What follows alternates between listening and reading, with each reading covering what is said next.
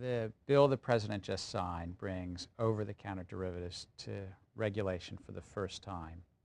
And one of the key components is to bring transparency to the pricing. This means that all users of derivatives, corporations, states, and municipalities, will see on a real-time basis where their competitors and others are pricing, if they're hedging interest rates or currencies.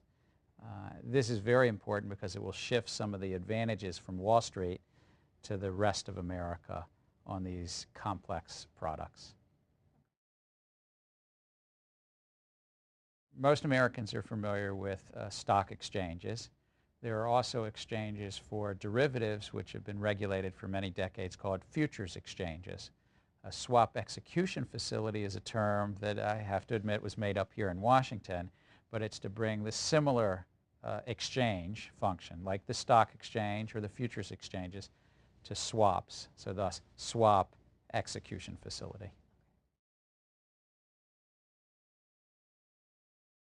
These swap execution facilities are meant to be mirrored or somewhat planned against that, but they're not to have the general retail public, but only be between what's called exempt participants or the institutions and corporations. The examples would be certainly any corporation or even a small business, and of course the Wall Street participants, pension funds, hedge funds, would all need to use the swap execution facilities if they were transacting in standard derivatives. If they were still doing something highly customized or tailored, they would not need to, but hopefully a bulk of the market is there.